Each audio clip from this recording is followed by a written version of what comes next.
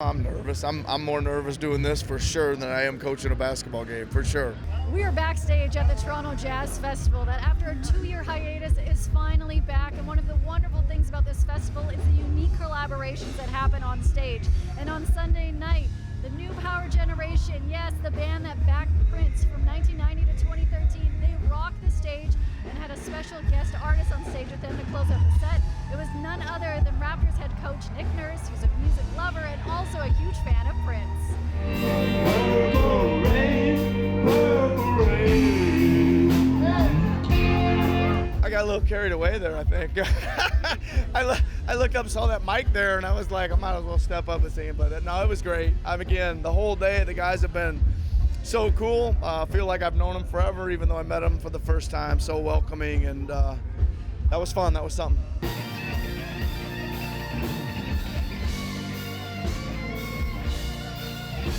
It was so funny. He came up on sound check and he started playing, and he looked at me and said, "Where are you going to be at on this song?" I said, "I'm going to be over here. I'll work the crowd a little bit." I said, "But I'm going to give you your space." He said, "Oh, no. I might need to hold your hand for a second."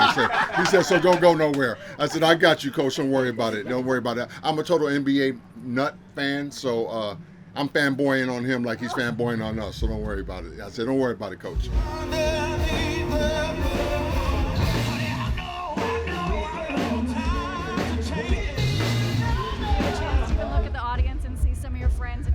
I did. I saw all the Raptors people were down in front off to the left, and I saw them all. I waved a couple of them. I didn't get many waves back, but I think they were nervous for me. But no, I saw them all there. It was great. How did the collaboration with Nick Nurse come about? We found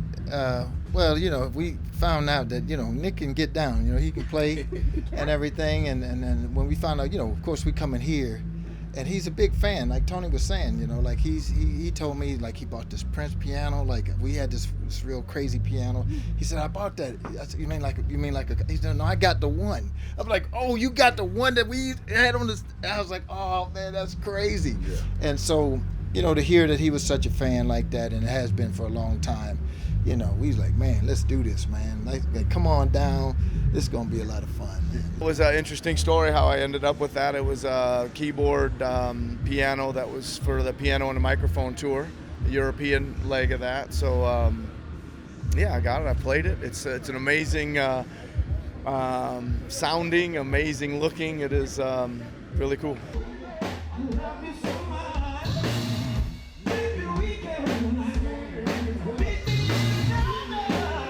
This is actually my first time here. What, it is? Yeah, Okay, what do you think of the city so far? I thought you've been here a bunch. It's beautiful. All the people are nice and beautiful. It's lovely. Loving it. Do you have any Toronto memories by chance? For me, well, it's funny. I probably the last time I was here was with Prince when we performed here for the Act 2 tour, and I was in the hotel, and I heard the people talking about Coach Nick Nurse, right? And I said, "Oh, you guys know Coach Nurse?" They said, "Well, we don't know him, but we know him, right?" And this guy spins around, and he goes, "Oh my God, Tony M." So I saw this cat, man, when he was like young, when I was here in Toronto. He said, "Man, you sat and talked to me for forever, and man, you said you love Toronto." So it's amazing what people remember from so long ago, right? So about at least 30 years, people. And for me, now I remember, it was the Welcome to Canada. I think it was 2010 Welcome to Canada tour that we did with Prince. So yeah, I was like, because we did like Welcome to America, Welcome to Europe, Welcome to Canada. So that was the last time. Okay, so it's been far too long, and for you, this has been way too long. You need to be back all the time. So did they give you some tips on like where to go in Toronto when you're here for like such a short time? They basically just want me to get my rest so I can be ready to do the show. They told me to take my butt to the hotel room, and You lay down, yeah. All right, take two. The rain came. It's all good luck, but we're kind of talking about that positivity, the vibes, not going to dance again. But what's it been like for you, since, the restrictions have been lifted in different places? I've seen some great performances already, but the reaction you're getting from the crowd, I feel like they're hungrier than ever. They're starving right now. And we're starving.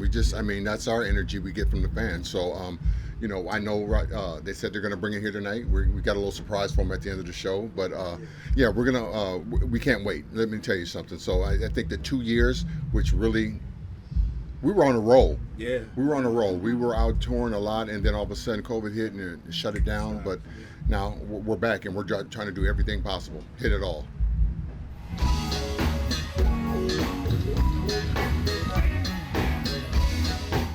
Did you ever play one-on-one against Prince? I know he was a hoops fan as well. Yeah, we whooped him up. Yeah.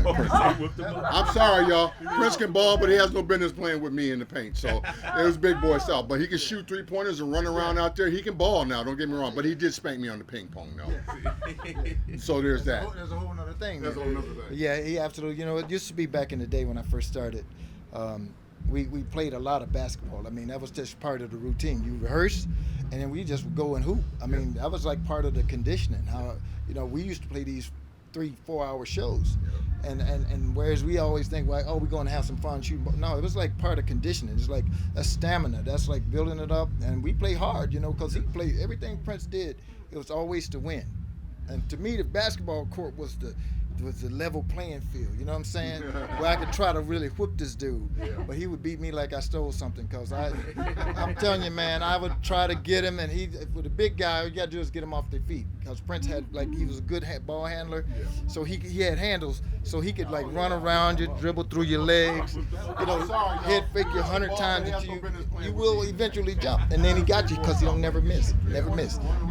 Once he see the goal, it's like I asked him, I said, Prince, how do you know not ever? He said, everything I do, I just see it complete in my head and it's finished, and all I'm doing is executing. And that was it. It's just like everything was done. He said, I do music that way, I shoot basketball that way, everything I do, I see it done complete in my head, and then it's execution. So it's just like zip, zing, pow, it's mathematics at that point. Well, he'd make you mad too, because he hit the Steph Curry on you. So he'd shoot, let it go, and turn around and walk away and wait for the crowd to go nuts. Yeah, exactly. And walks away. That's it. No.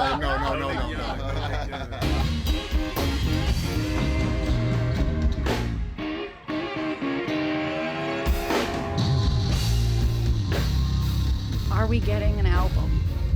We already got one in the can. You know, there's been a lot of stuff that's kind of going on with the estate, the transitional things with the estate.